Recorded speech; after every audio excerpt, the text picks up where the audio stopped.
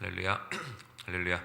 1월 16일 목요 새벽 예배 주님의 전으로 나오신 모든 성도님들을 예수님 이름으로 환영하고 또 축복합니다.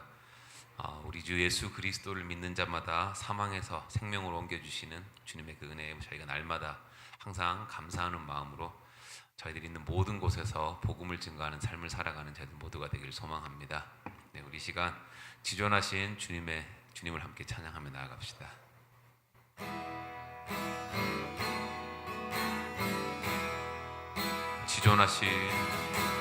지존하신 주님 이름 앞에 모두 무릎 꿇고 다 경배해. 거룩하신 주님 보좌 앞에 엎드려 절하세.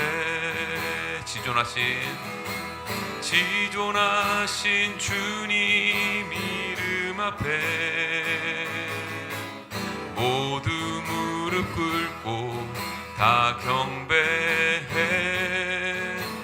거룩하신 주님 보좌 앞에 엎드려 절하세. 예수는 그리스도,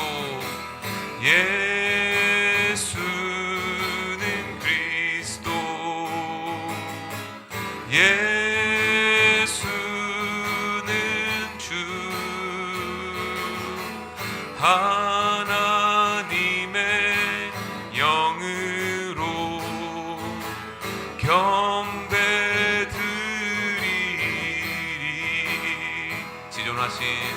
지존하신 주님 이름 앞에 모두 무릎 꿇고 다 경배해. 거룩하신 주님 보좌 앞에 엎드려 절하세. 예수는 그리스도, 예수는 그리스도, 예수는 주 하나님의 영으로 경배드리. 예수는 그리스도, 예수는 그리스도, 예수는 주. 아멘. 하나님의 영으로 경배드리. 예수 어린 양, 예수 어린 양 존귀한 이름. 예수 어린 양 존귀하니. 예수 어린 양, 예수 어린 양 존귀한 이름. 예수 어린 양 존귀한 이름.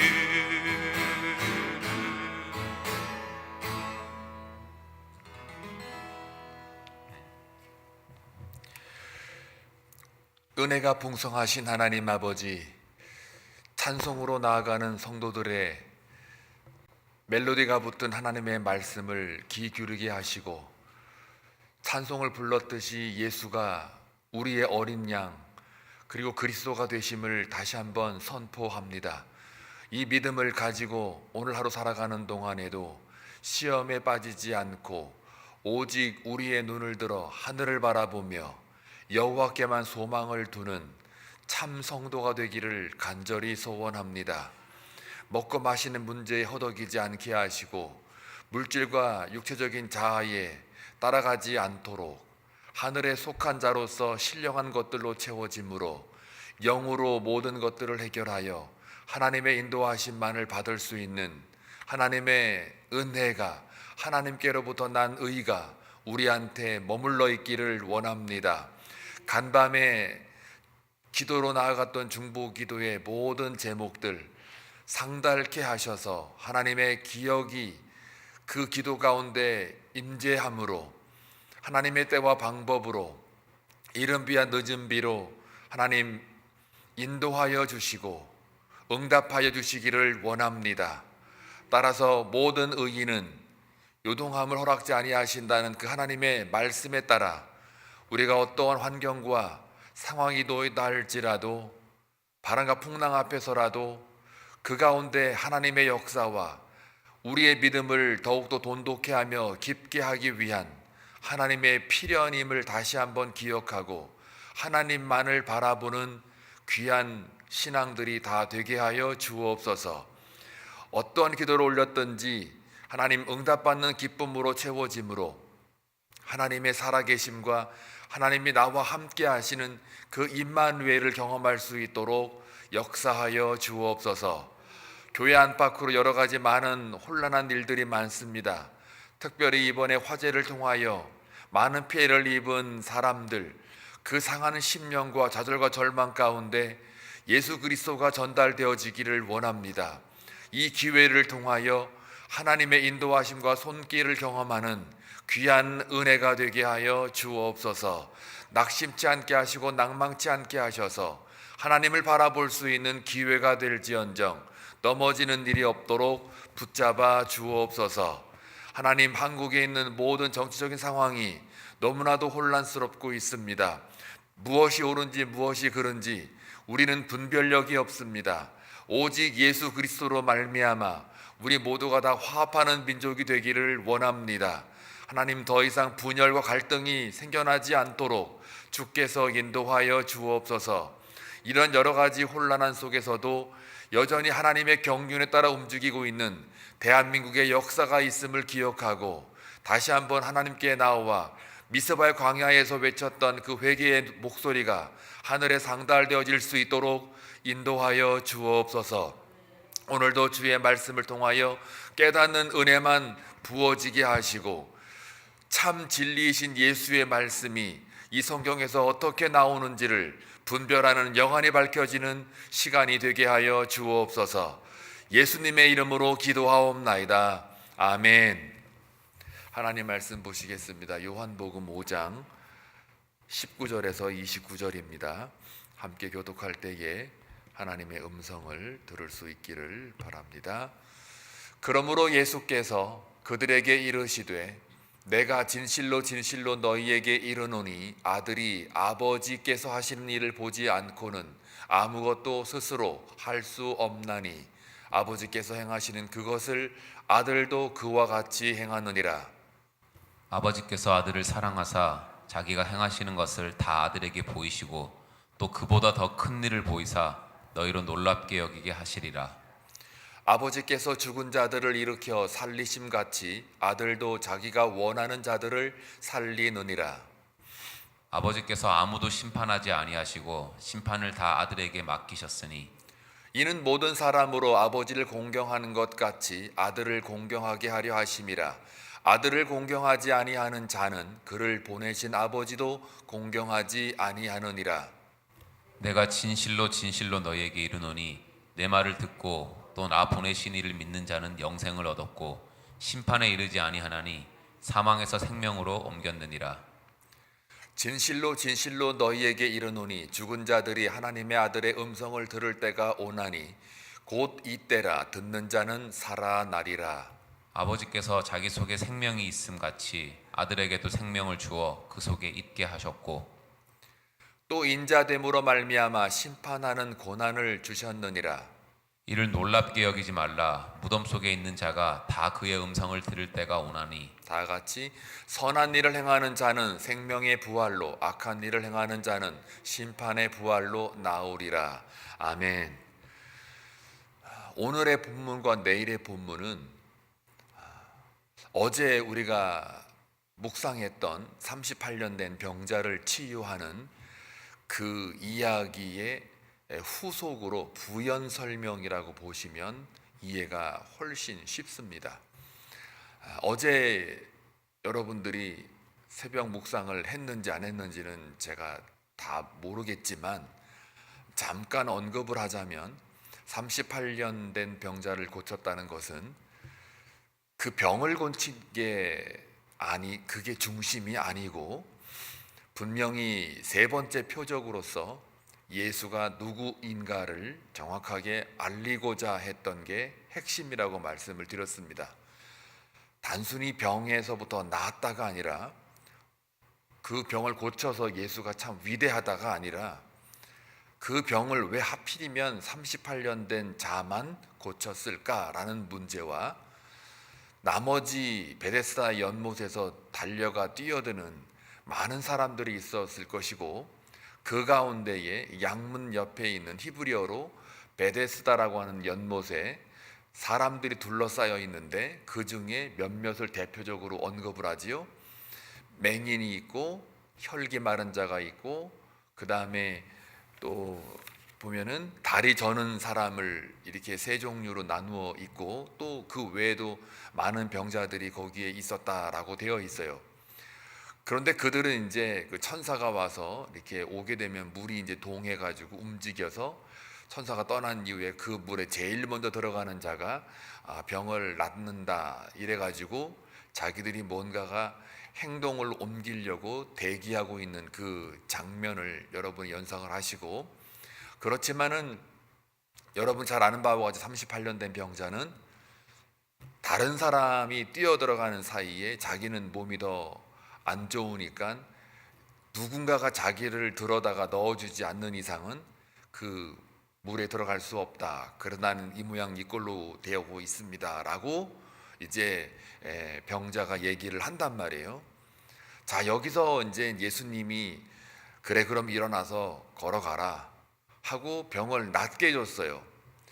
여기서 우리가 지금 중요한 건 뭐냐면 안식일에 했다 뭐 여러 가지 이제 논의가 되어지는데, 만약에 그냥 병 낫는 게 목적이고 그래서 그 본문을 가지고 예수님처럼 안식일에도 불구하고 율법을 어겨서라도 예수님의 사랑과 은혜는 우리가 실천해야 될 덕목이다, 그래서 우리도 예수님처럼 사랑하고 일하자, 그런 본문이 아니라고 그랬어요. 자, 발이 말라진 자, 혈기 마른 자, 다리 저는 자, 맹인, 그들이 뛰어봤자 얼마나 뛰겠습니까? 그들이 달려봤자 얼마나 달리겠고 그들조차도 다른 사람들에 비해서 그렇게 성한 사람은 아니에요. 앞이 안 보이는데 어디로 뜁니까? 또 다리 저는 사람, 다리가 문제인데 어떻게 달려갈 수 있겠어요? 또 혈기 마른 자는 제가 어제 말씀드렸죠. 중풍병자 같은 단어를 썼기 때문에 손과 발이 마비된 자를 가리켜요. 그 마비된 자가 그 연못에 어떻게 뛰어들겠냐고요. 그런데 그들의 영적 상태는 뭐라고요? 내가 저기를 달려가서 빨리 달려가서 내가 나아야지. 그런데 덩달아서 38년 된 병자도 나도 가고 싶은데 나는 저들보다 더 못하니 못 간다. 누군가가 나를 업어다가 거기다 넣지 않으면 나는 나을 수가 없다. 더 열악한 상황인가 봐요. 38년이라는 세월을 보면 둘 다 공통점이 뭐예요? 자기 스스로가 뭔가를 하려고 베데스다 연못을 바라보고 있잖아요. 그거를 율법의 의, 행함이라는 말로 바꿀 수가 있어요. 자기들이 구원을 얻는 데 있어서 자기 스스로가 힘과 능력으로 행함으로 베데스다 연못을 바라보고 있다, 그 얘기예요. 그런데 38년 된 자를 네가 낫고자 하느냐 물었잖아요. 그랬을 때에 보통 아프신 분들은 네, 낫고자 합니다. 네가 보기를 원하느냐? 그럼 예, 보기를 원하나이다, 이렇게 말을 하는데 이 38년 된 병자는 뭐라고 말해요? 누군가가 나를 업어다가 거기다가 넣지 않으면 저는 못 나아요. 이게 지금 여전히 예수님이 질문하는 그 대답 속에 뭐가 있어요? 여전히 내가 저기를 들어가야 돼요. 예수 앞에서요. 베데스다가 분명히 어제 말씀드렸죠. 베이트라는 단어와 헤세드의 합성어예요. 베이트는 집이란 뜻이에요. 베델 할 때 벳, 베이트, 벳, 집이에요. 엘 하면 하나님이니까 하나님의 집, 벳이고, 그 다음에 헤세드는 은혜, 자비, 긍휼이잖아요. 그러니까 베데스다는 은혜의 집, 자비의 집, 긍휼의 집이에요. 그러니까는 이게 두 개가 다 뭘 상징해요?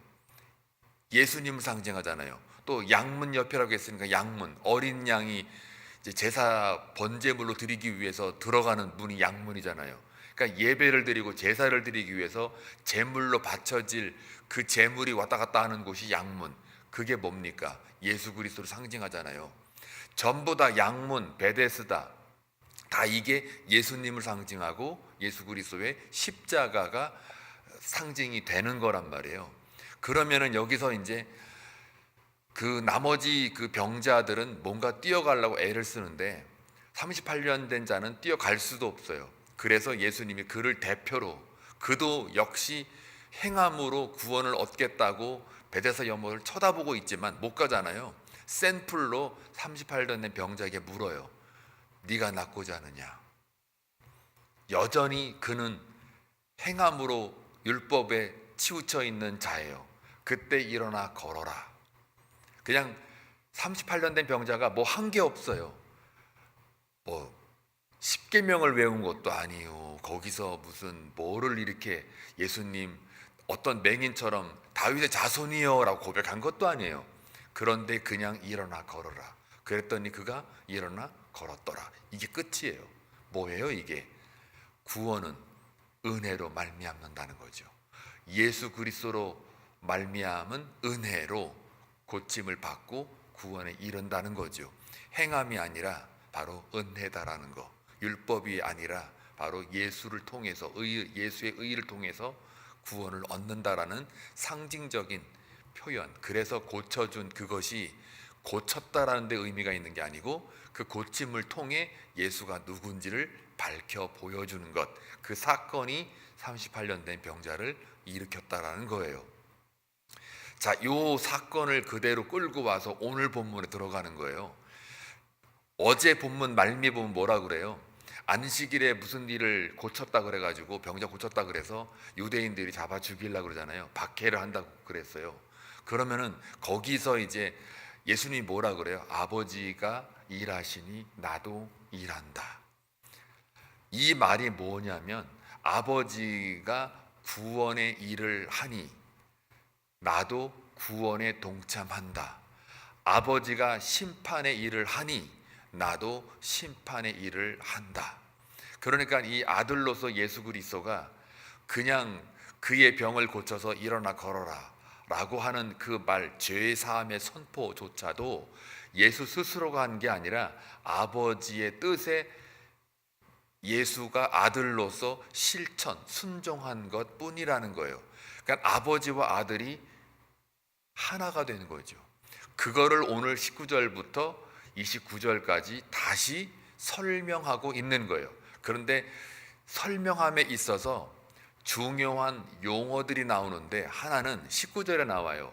스스로 할 수 있는 것이 아무것도 없다예요. 19절 보면 중간에 보면은 아들이 아버지께서 하시는 일을 보지 않고는 아무것도 스스로 할 수 없다예요. 그러니까 아버지가 하는 거를 내가 아들로서 동참할 뿐이다라는 겁니다.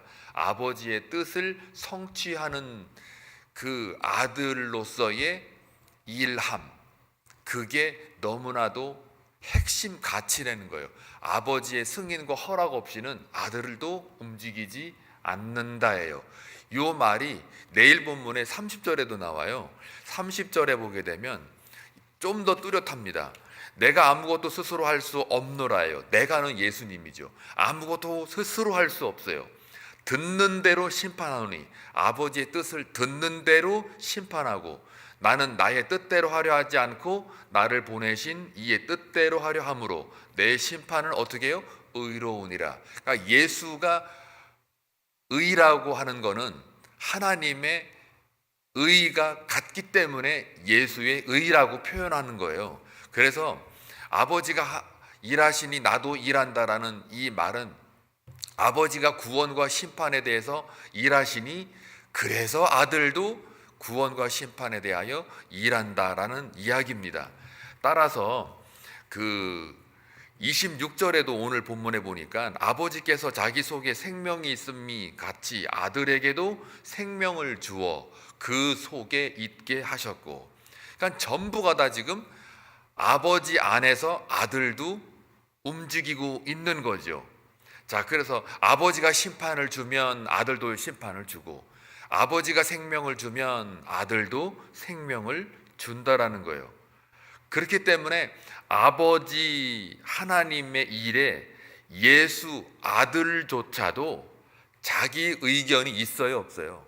자기 생각이 있어요, 없어요? 없어요. 자기만의 자아가 들어가지를 않아요. 하물며 인간인 저와 여러분일까 보냐예요. 제 말은 오늘 본문의 메시지의 19절은 그 얘기를 하는 거거든요. 그러니까 예수조차도 아들로서 아버지의 뜻에 따라 막 움직이는데 하물며 우리일까 보냐. 죄덩어리인 우리가 내 자아를 아버지 앞에서, 예수 앞에서 꺼내 들을 수가 있다 없다? 절대로 없다.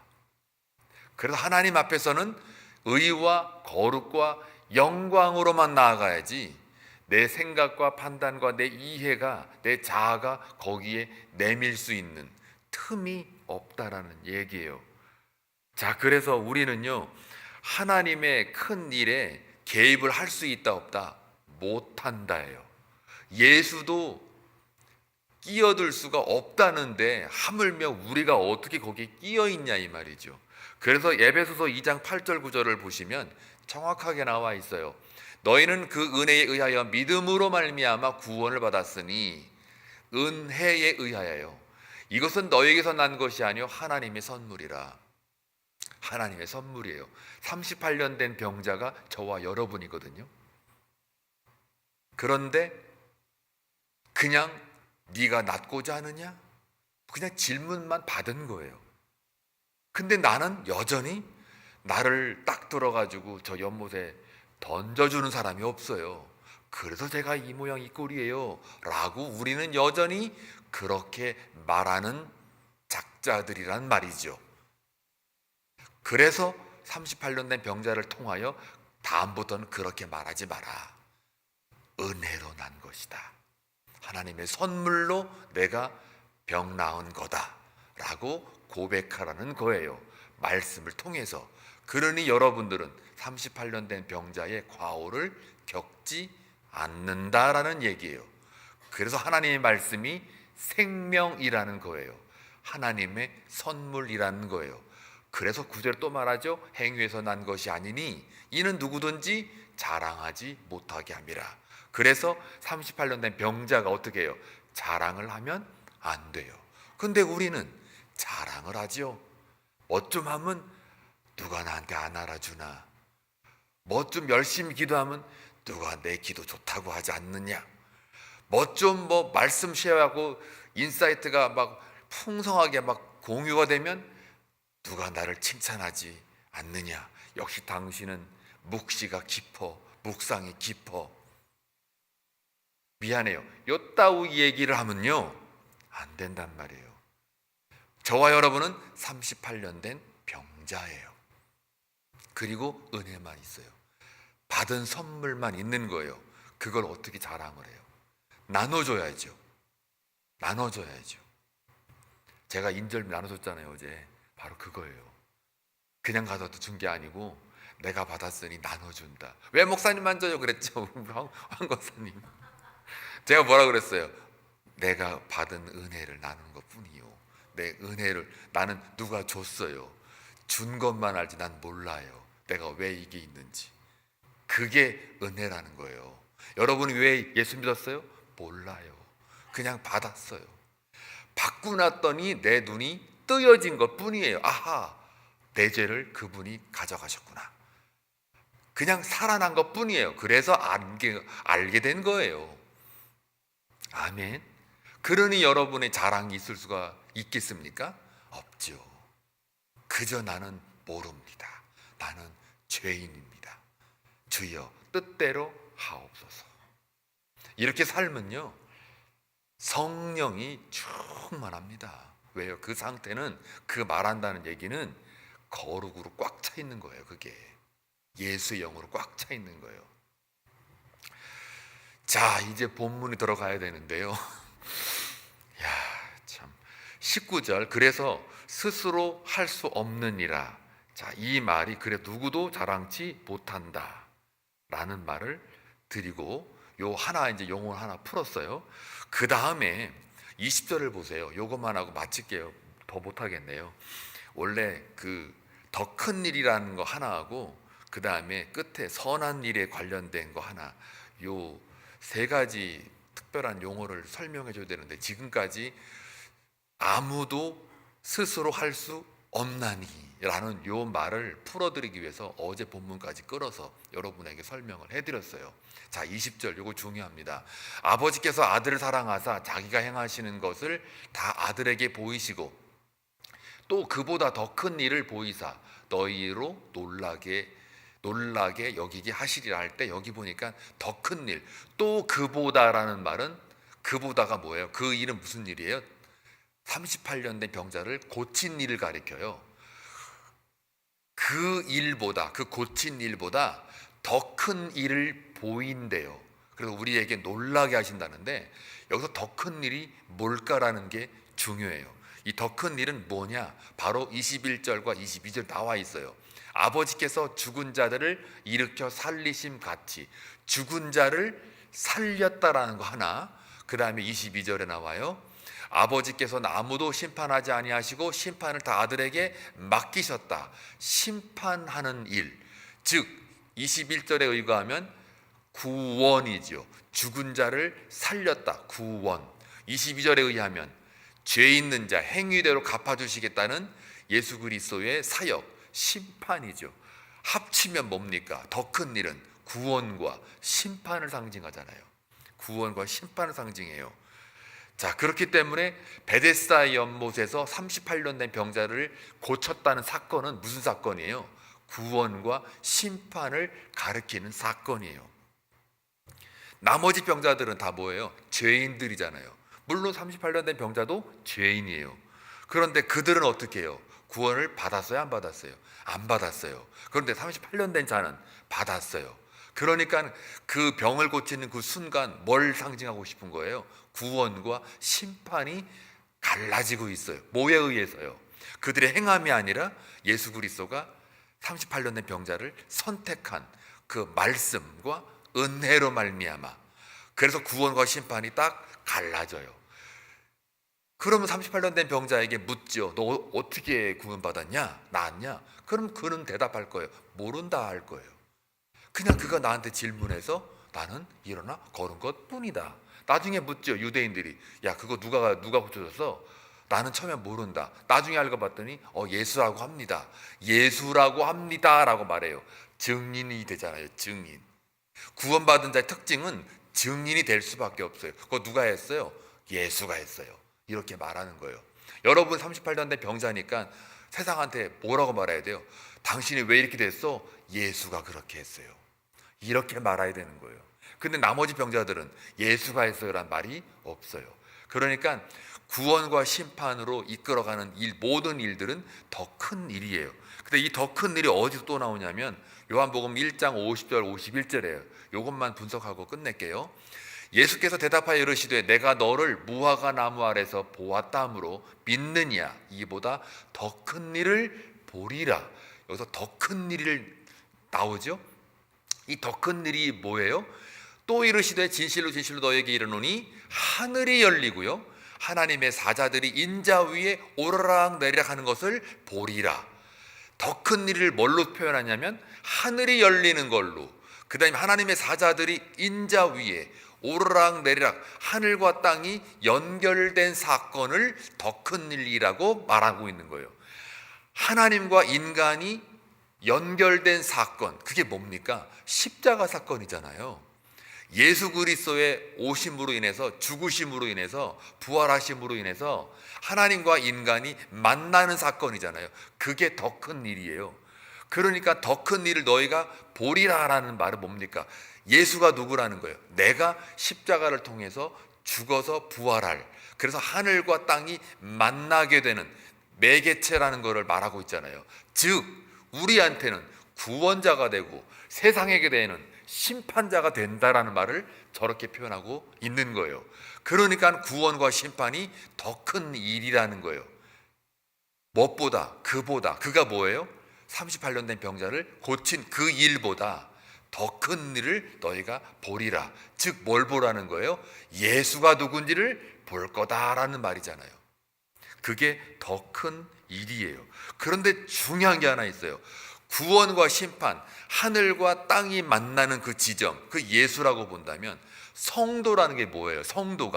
성도가요, 은혜로 말미암아, 예수의 은혜로 말미암아 하나님과 하늘과 땅 사이에 성도가 가운데 껴 있잖아요. 왜요? 은혜로 말미암아 하나님과 그다음에 이 땅에 있는 세상과의 연결고리가 성도잖아요. 거기에 성도 안에는 뭐가 다 들어가 있어요? 구원이 들어가 있잖아요. 성도가 아닌 사람에게는 심판이 들어가 있잖아요. 그러니까 예수의 기능적 구조적 역할이 성도의 그 지점이거든요. 따라서 성도라고 하는 건 더 큰 일이, 여기서 말하는 더 큰 일이 일어난 실체예요. 성도의 실체가 더 큰 일이 일어난 실체라고요. 여러분이라니까요. 더 큰 일을 보리라가 멀리서 볼 게 아니라 여러분의 삶과 여러분의 그 실체 자체가 더 큰 일이 벌어진 현장이라고요. 그러니 성도의 삶이 굉장한 거죠. 더 큰 일이라는 게. 그래서 저와 여러분의 더 큰 일의 실체니까 성도가 해야 할 일이 뭐예요? 그래서 세상에 대하여 구원과 심판을 전하는 거예요. 그래서 예수가 그랬듯이 아버지가 일하셨으니 아들이 일하는 것처럼 예수가 일을 했으니 구주로 믿고 있는 우리 성도가 당연히 그 일을 감당해내는 게 책임과 의무 이전에 뭐예요? 실존적인 상황이라는 거죠. 그게 실제인 거예요. 복음의 실제라는 게 다른 말이 아닙니다. 그게 실제예요. 그래서 여러분의 삶이 오늘도 뭐 뒤에 있는 거는 제가 못하겠습니다. 시간 없어서.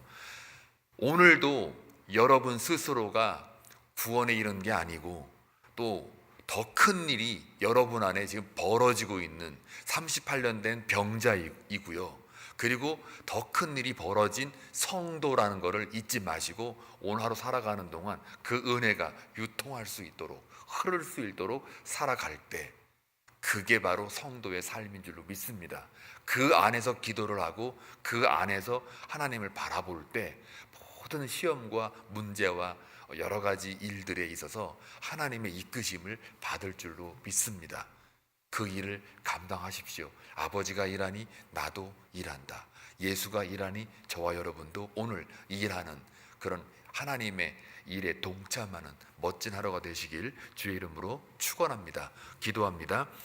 좋으신 아버지 하나님 감사합니다.